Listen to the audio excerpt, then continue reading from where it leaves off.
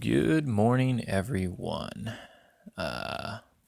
Might not be morning for you, but it is for me. So I've got Fyanna 2 in Ravens of War. Thought it was a cool spin on the, there's the all wings version of Fyanna 2 that obviously has its advantages and seems really good.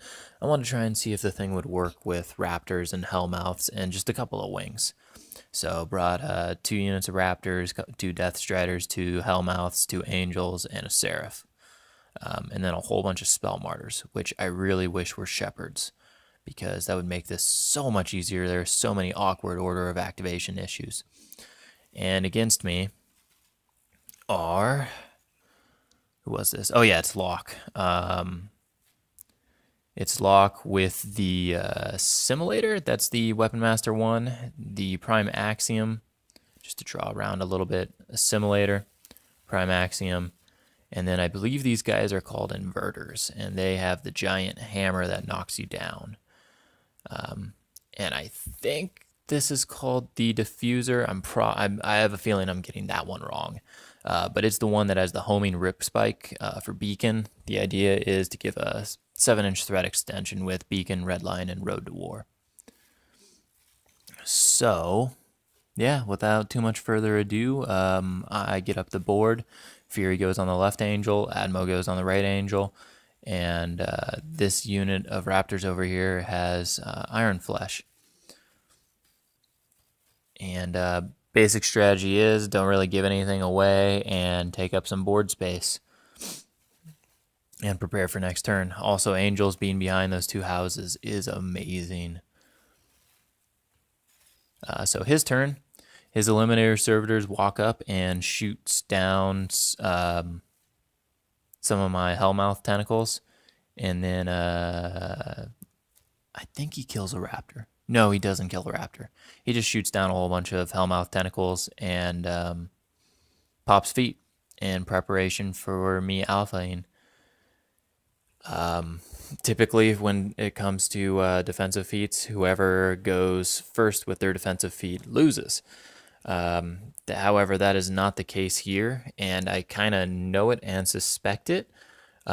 His defensive feat lasts for multiple turns. Also, he has the answer to my defensive feat. So I'm just, hoping he misses some boosted 8s, and I get to dodge and make life miserable for him. I'm looking at my win conditions. I have an assassination run that's on the table, but because I don't have any shepherds, I can't rotate Fury. I could take both my angels and have them charge inverters or a elimination servitor and overtake, or just be in range of Locke. However, for the dice to do well, I need Fury on both of those angels and to have it rotated. So this angel right here that's on the left would need to get slipstreamed by the Seraph, who's a Nerf, but my Seraph base broke, so I'm using a Nerf. He would have to...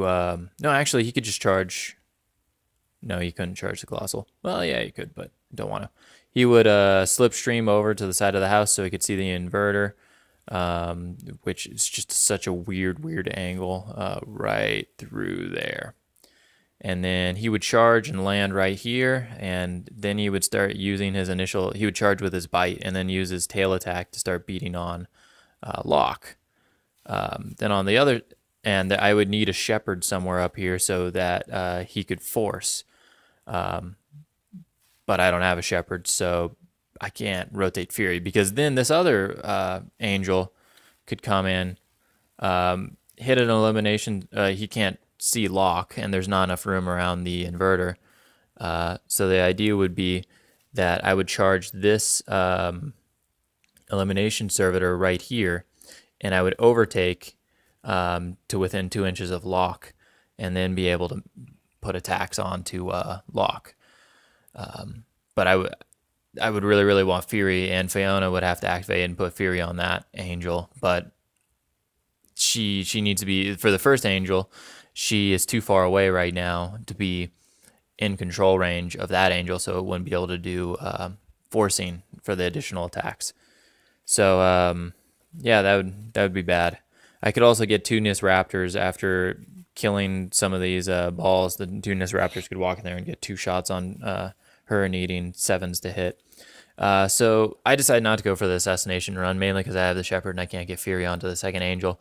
But we roll it out if I had without Fury, and I come up 6 boxes short, which is exactly what Fury would have done.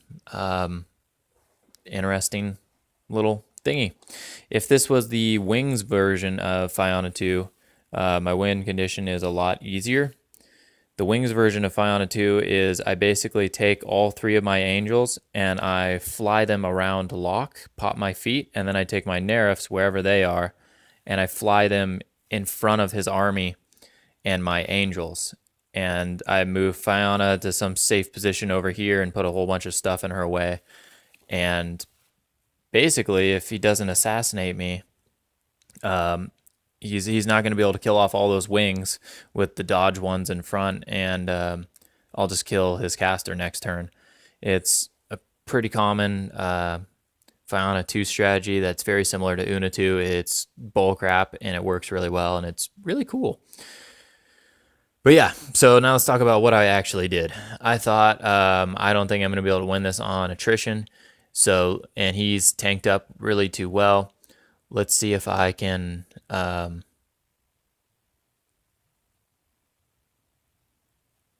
let's see if I can, oh, no, wait, sorry, he did not pop feet this turn. That's right. He didn't expect much out of me for Alphane. I decided to try and make a scenario play where I'm going to kill all of his servitors, and I'm going to put raptors and an angel right here, and I'm going to try and kill this assimilator, and then put Hellmouth tentacles and raptors right here. And the idea is that I can block him out of zones, and I can prevent him from scoring his flag potentially, and I can score my flag, get a 1-point lead, and then kill his objective and score 3 points and win next turn. That's the idea, and this is where we're at. The angel missed its armor-piercing Fury attack, which is super sad. So the Assimilator lived and is just fine. I have Spell Martyrs over here on the left in front of those Raptors, so he can't drag them with Mr. Axiom. And other than that, yeah, everything's pretty good over here. I score a point, or I'm probably going to score a point. Feet is up.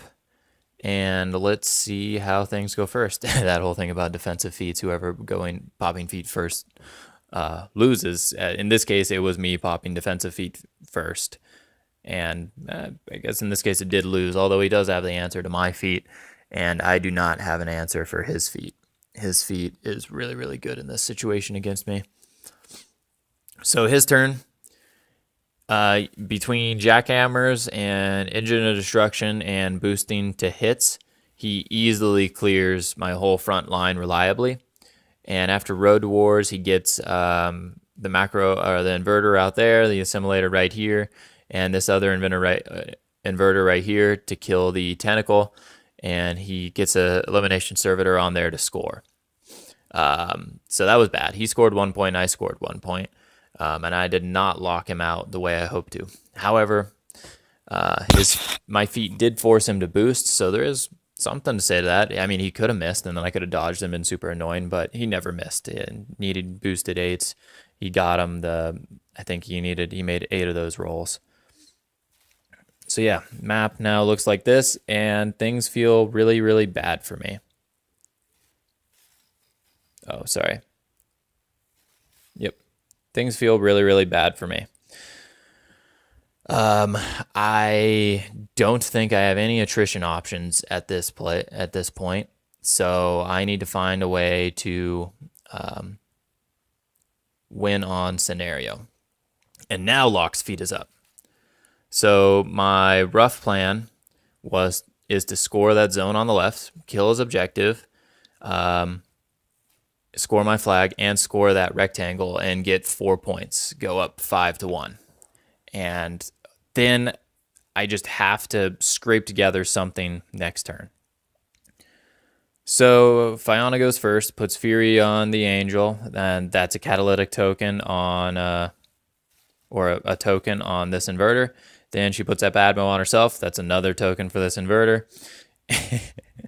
And then she heals this Angel up 2 points, and that's another token for this inverter. So it's full armor, full defense. And Fyanna then, with Admo on her, goes to right here so she can score that zone. And the idea is that with Admo, she'll hopefully be safe. But yeah, now that the Inverter is a defense 13-21, this Angel has no chance of killing it. So my whole plan is out the window. As far as me scoring points, 3 points is just not enough points. So I do what I can. I don't kill it, which is really, really super unfortunate. And yeah, that's really bad. Looking back at things, no, Angel had taken a free strike, it just would have died. Because I was debating, I could have flown over it and tried to armor pierce hit Locke, since Locke was on a 2 camp, I believe, and maybe just one shot kill Locke. However, if Angel took one hit, it would have died. But honestly, at this point in the game, that might have been the better option, because it's just not looking good for me. So yeah, so I do score this zone, and I don't kill his objective, and I do score this flag, and I just kind of feed more things into him.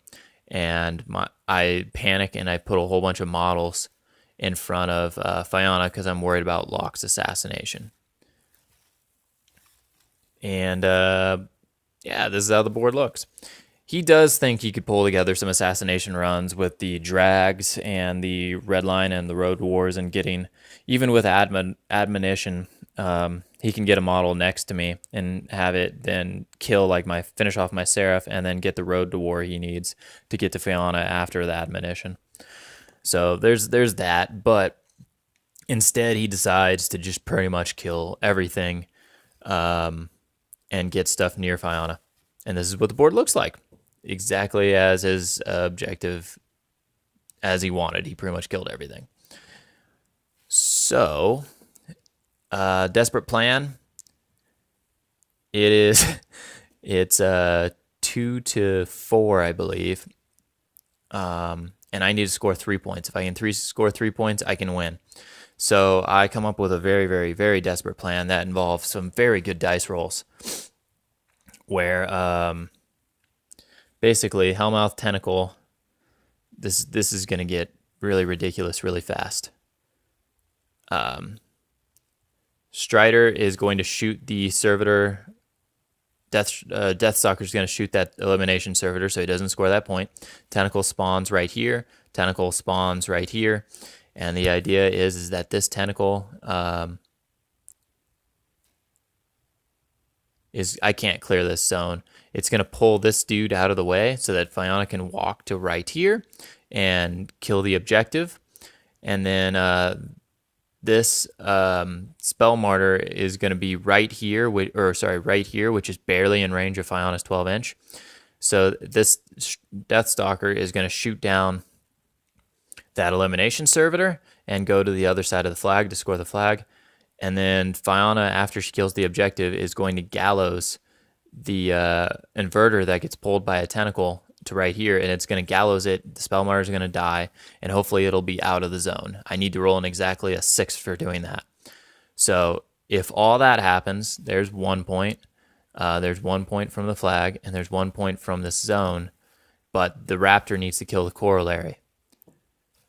And that the corollary has only got like 2 damage boxes on it. It's dice off 5, so I need to roll something like a 20 on 4 dice. I can go into specifics, but let me just say this. Fyanna does not have enough fury to kill the objective and do the gallows, even if I did roll the 6.